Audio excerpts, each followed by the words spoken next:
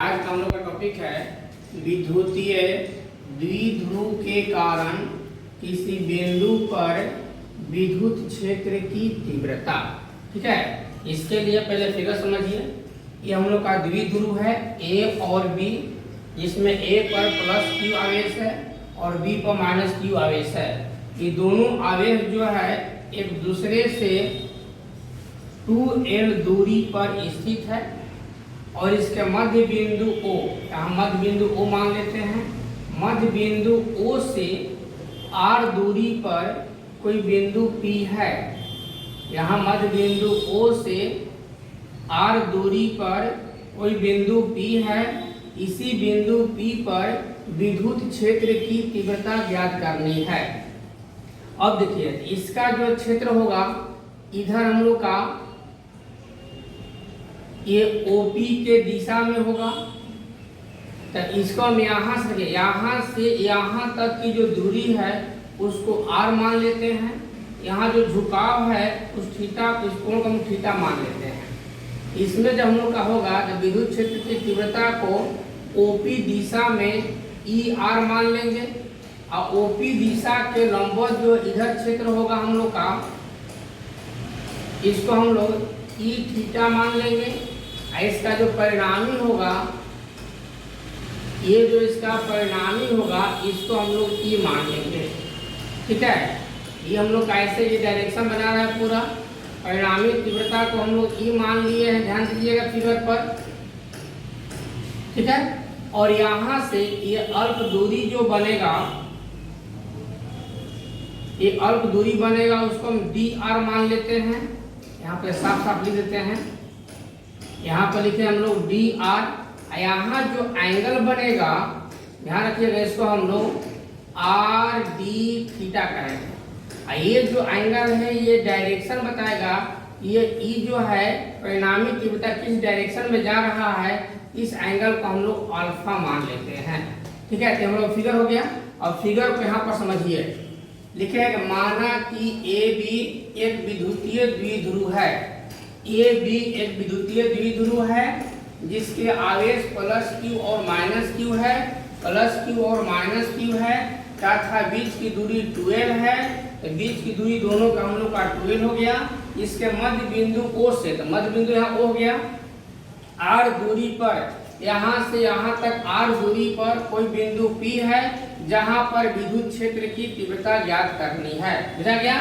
अब देखिए फिगर कौन सा है, लिखे OP दिशा में, ध्यान दीजिएगा, OP दिशा में ये OP यही न था, तो इसका दिशा में क्या हो जाएगा, ये आगे सामने हो जाएगा।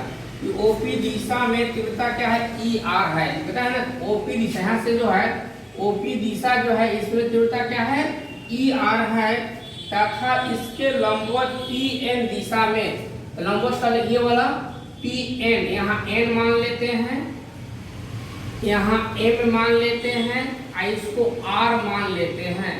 PN जो है, PN दिशा में तीव्रता क्या है, E थीटा। PM, तो PM मतलब ये, तो PM ये जो है वो OP दिशा के लाइन में है, इससे तीव्रता को हम ER मान लिए हैं। और PN जो है वो लंबवत है उसके, इसको हम E थीटा मान लिए हैं। यहाँ लिखे हैं, ध्यान रखिएगा, यहाँ से कि बल समानांतर चतुर्भुज के नियम से ER और E थीटा के संयोग से परिणामी तीव्रता E का मान प्राप्त होता है। यहाँ ध्यान रखिएगा, इसलिए E बराबर हो जाएगा रूट में ER square plus E theta का होल स्क्वायर। ये वेक्टर कौन होता है, इसको इक्वेशन में फर्स्ट मान लेंगे। अब क्या करेंगे कि ER का मान निकालेंगे और E थीटा का मान निकालेंगे और दोनों मान यहाँ पुट करेंगे, हम लोग का परिणामी तीव्रता का मान क्लियर हो जाएगा। ठीक है, अब आगे देखिए, हम लोग का है OP दिशा में दूरी का परिवर्तन क्या है, dr है। हम जानते हैं कि E बराबर होता है dV/dx होता है, लेकिन x दूरी है, यहाँ पर दूरी को हम लोग r माने, इसे dr कर देंगे। अब V जो है इसका वैल्यू हम लोग अगला वीडियो में पढ़े हैं कि V का वैल्यू होता है 1/4 P cos θ/r²। इसे जहाँ V था वहाँ 1/4 और P cos θ/r² कर दिए हैं। अब यहाँ देखिए ध्यान से, यही एक लाइन में ध्यान रखना है कि 1/4 पाई एप्सिलॉन नॉट एक साथ कर दिए हैं पी कॉस थीटा एक साथ कर दिए तो क्या बच गया, डी बाटा डी आर आई इंटू 1/r² बच गया। ठीक है, अब ये इतना का जो वैल्यू है आप लोग मैथ में पढ़े होंगे कि D by D R into 1/r² का वैल्यू होता है -2/r³। इसलिए यहाँ पर -2/r³ पुट कर देंगे। यहाँ देखिएगा तो 1/4 pi epsilon naught P cos theta, यहाँ पर हो जाएगा -2/r³। ठीक है, अब इसमें से मल्टीप्लाई करेंगे तो माइनस माइनस करके प्लस हो जाएगा और हम लोग का ई आर बराबर आ जाएगा 1/4 pi epsilon naught 2p cos theta by r³। ठीक है, ये हम लोग का ई आर का मान निकल गया। अब हम लोग आगे ई थीटा का मान निकालेंगे। तो आप लोग यहाँ देखिए ई थीटा का मान निकालेंगे, लिखे हैं कि चूंकि ओपी के लंबवत पीएन दिशा में दूरी का परिवर्तन आर डी थीटा है। क्या है, आर डी थीटा है। यहाँ फॉर्मूला हो जाएगा ई थीटा बराबर -dv/r_d थीटा। फिर v का जो वैल्यू यहाँ लिख दिए हैं, देखिए ओपी दिशा के लंबवत पीएन दिशा में दूरी का परिवर्तन जो है आर डी थीटा है। ध्यान रखिएगा आर डी थीटा है, इसलिए ई थीटा बराबर -dv/r_d थीटा हो जाएगा। और v का वैल्यू हम जानते हैं कि 1/4 पाई एप्सिलॉन और p cos theta by r² होता है। ये वैल्यू जो है v के जगह पर यहाँ पुट कर दिए। ठीक है, इसके बाद वाला जो लाइन है ध्यान से देखिएगा यहाँ पर। अब 1/4 पाई एप्सिलॉन पहले कर दिए, p बाई देखा r यहाँ पर 2 है यहाँ पर है r³ कर दिए और बच गया यहाँ पर d/d थीटा, यहाँ बच गया cos थीटा। हम लोग जानते हैं कि d/d थीटा इंटू cos का मान होता है -sin थीटा। चलो मैथ में पढ़े हुए हैं। अब इसी वैल्यू को यहाँ पर पुट करेंगे, यानी कि हम लोग आ जाएगा ई थीटा बराबर -1/4 पाई एप्सिलॉन नॉट p/r³। यहाँ पर हो जाएगा क्या हम लोग का -sin थीटा। अब इसमें मल्टीप्लाई करेंगे तो ई थीटा बराबर माइनस माइनस फिर प्लस हो जाएगा तो 1/4 pi epsilon naught p sin theta by r³ हो जाएगा। इस तरह से हम लोग देखिए यहाँ पर ई आर का मान निकाल लिए और यहाँ पर ई थीटा का मान निकाल लिए। अब हम लोग समीकरण 1 जो था उसमें ये दोनों मान को पुट करेंगे, जो आएगा हम लोग का आंसर आएगा। देखिए आगे हम लोग उसको पुट करते हैं। देखिए हम लोग का E बराबर जो हम लोग इक्वेशन फर्स्ट था ER² plus E theta square, उसी में ER और E थीटा का मान पुट कर देंगे जो भी हम लोग निकाले हुए हैं। यहाँ देखिए बोर्ड पर हम लोग का ध्यान से देखिएगा। ER का मान आया था हम लोग का 1/4 pi epsilon naught 2p cos theta by r³। इसका होल स्क्वायर कर देंगे प्लस ई थीटा का मान आया था हम लोग का 1/4 pi epsilon naught p sin theta by r³। इसका होल स्क्वायर कर देंगे। अब ध्यान रखिएगा आप लोग, ये रूट है और रूट में स्क्वायर है। हम लोग जानते हैं कि डबल पर एक बाहर निकल जाता है, तो 1/4 पाई एप्सिलॉन नॉट यहाँ भी है, 1/4 पाई एप्सिलॉन नॉट यहाँ भी है और दोनों स्क्वायर में है। इसे रूट से बाहर हो जाएगा हम लोग का 1/4 पाई एप्सिलॉन नॉट। और देखिए यहाँ पर p है ना, वहाँ p है, इसलिए p भी बाहर निकल जाएगा और नीचे से r³ बाहर निकल जाएगा। तो रूट में क्या बच गया यहाँ पर, देखिए यहाँ बच गया 2 cos थीटा और स्क्वायर बच गया, आप प्लस यहाँ का बच गया sin थीटा का स्क्वायर बच गया। यहाँ पर कैलकुलेशन आप ध्यान से रखिएगा। अब यहाँ देखिए आगे 1/4 पाई एप्सिलॉन नॉट p/r³ हम लोग का ठीक है। यहाँ इसका कैलकुलेशन करेंगे तो 2 का 4 हो जाएगा, cos स्क्वायर थीटा हो जाएगा प्लस sin स्क्वायर थीटा हो जाएगा। अब आगे देखिएगा तो 1/4 पाई एप्सिलॉन नॉट p/r³ हो गया। अब यहाँ ध्यान रखिएगा ये r³ है यहाँ इसको भी कॉस के रूप में कर देते हैं। हम लोग जानते हैं, ध्यान रखिएगा कि cos square theta plus sine square का फॉर्मूला होता है 1 माइनस कॉस स्क्वायर थीटा। सारी लिख देते हैं याद रखने के लिए कि चूंकि साइन स्क्वायर थीटा बराबर 1 माइनस कॉस स्क्वायर थीटा होता है मैथ करो सर हम लोग का। अब यहाँ पर एक स्टेप बढ़ जाते हैं तो हम लोग का ई बराबर हो जाएगा, फाइनल रिजल्ट यहाँ दिखा देते हैं, सॉरी रूट में नहीं रहेगा, 1/4 pi epsilon naught P by R cube. और रूट में देखिएगा यहाँ पर 4 गो है, यहाँ पर एगो है, तो 4 गो में से एगो कॉस घट जाए, 3 गो बचेगा, फिर हम 1 लिख लेते हैं, 1 + 3 कॉस स्क्वायर थीटा हो जाएगा। तो हम लोग का विद्युतीय द्विध्रुव के कारण किसी बिंदु पर तीव्रता के लिए व्यंजक निकला। ये हम लोग निकालने के लिए 2 नंबर में, इसको ध्यान से रखिएगा। अब इसका स्पेशल केस है, विशेष परिस्थितियां हैं वो बताते हैं, और स्पेशल केस का हम लोग ऑब्जेक्टिव क्वेश्चन बनेगा। तो आप लोग देखिए इसका विशेष परिस्थितियां। देखिए हम लोग का विशेष स्थितियां में नंबर ए है कि जब बिंदु P अक्ष पर स्थित हो। बी नंबर है कि जब बिंदु P निरक्षीय रेखा पर स्थित हो। तो अक्ष को हम लोग अक्षीय भी कहते हैं। तो अक्षीय और निरक्षीय शब्द के बारे में पहले जान लीजिए कि अक्ष मतलब अक्षीय और निरक्षीय क्या है। जैसे मान लो पीछे हम समझाए थे, एक यहाँ आवेश है, एक यहाँ आवेश है, यहाँ इसको माइनस माने थे, यहाँ इसको प्लस माने थे। दोनों के बीच की दूरी को हम लोग 2l माने थे। ध्यान रखिएगा, अगर मान लो यहाँ बिंदु P था, पीछे हम बढ़ा चुके हैं, मध्य बिंदु से दूरी पर O से यहाँ एंगल बना था थीटा, ठीक है।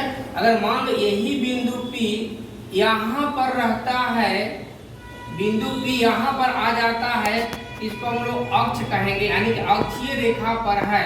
अगर यही बिंदु P यहाँ पर आता है तो उसको हम लोग निरक्षीय कहेंगे, यानी कि जब अक्ष पर कहेगा तो थीटा का मान 0 डिग्री होगा। ध्यान रखिएगा, और जब निरक्षीय रेखा कहेगा माने अक्ष के ऊपर ये वाला, यानी कि थीटा का मान 90 डिग्री होगा। ये ध्यान रखिएगा कि जब अक्ष पर कहेगा, फिर एक बार देख लीजिए, जब अक्ष पर कहेगा तो थीटा का मान 0 डिग्री, और जब निरक्षीय रेखा पर कहेगा तो थीटा का मान 90 डिग्री होगा, ठीक है। अब इसी के अनुसार यहाँ हम लोग चलते हैं अक्ष पर और निरक्षीय के लिए ये द्विध्रुव का वैल्यू कितना होगा। अभी हम फॉर्मूला निकाले थे कि E बराबर 1/4 pi epsilon naught P by R cube, root में था 1 + 3 कॉस स्क्वायर थीटा। लेकिन अब अक्ष कह रहा है तो अक्ष के लिए थीटा का मान कितना होगा, अभी बताएं। देखिए थीटा का मान हम लोग का 0 डिग्री होगा, इसलिए हम लोग 1/4 pi epsilon naught P by R cube, यहाँ चलेंगे 1 + 3 कॉस स्क्वायर 0 डिग्री, ठीक है। अब आगे देखिए 1/4 pi epsilon naught P by R cube, और यहाँ 1 प्लस और 0 का मान कितना होता है, हम लोग का जानते हैं कि cos 0 का मान कितना होता है, 1 होता है। जहाँ cos 0 था वहाँ 1 करेंगे, यानी कि 3 × 1 कर देंगे। एक स्टेप और लिख लीजिए, तो 1/4 pi epsilon naught P by R cube, यहाँ हो जाएगा 1 + 3। तो 1 + 3 मतलब क्या, 4 हो जाएगा, ठीक है। 1 + 3 मतलब 4, यही पर हम 4 कर देते हैं। ध्यान रखिएगा, यहाँ हम 4 कर देते हैं, आप 4 का रूट निकालेंगे तो 2 हो जाएगा, यानी कि फाइनल आंसर जो हम लोग का हो जाएगा 1/4 pi epsilon naught 2p by R cube. ये फॉर्मूला हो जाएगा हम लोग का जब अक्ष पर कहेगा तब। अब देखिए निरक्षीय के लिए, जब बिंदु P जो है निरक्षीय पर हो, तभी बताएंगे जब निरक्षीय कहेगा तो थीटा का मान 90 डिग्री होगा। जब निरक्षीय कहेगा थीटा मान कितना होगा, 90 डिग्री। यहाँ देखिए बना देते हैं हम लोग, E बराबर फॉर्मूला था 1/4 pi epsilon naught P by R cube, root में 1 + 3 cos स्क्वायर थीटा, ध्यान रखिएगा। तो 1/4 p by R cube 1 + 3 cos square 90 degree. अब cos 90 का मान कितना होता है? 0। ठीक है, देखिए 1/4 p by R cube root में 1 + 3 i2 हो जाएगा 0। ठीक है, इस वीडियो का पूरा देखिएगा, तो आपका जरूर है इसमें 5 नंबर मिल जाएगा। 1/4 p बाई आर क्यूब, यहाँ रूट में 1 + 0 हो जाएगा। फिर ध्यान रखिएगा, 3 में 0 मल्टीप्लाई 0 हो गया। अब 0 में 1 जोड़ेंगे तो हम लोग का 1 ही हो जाएगा। ठीक है, अब इसका कैलकुलेशन अगर आगे करेंगे तो E = हो जाएगा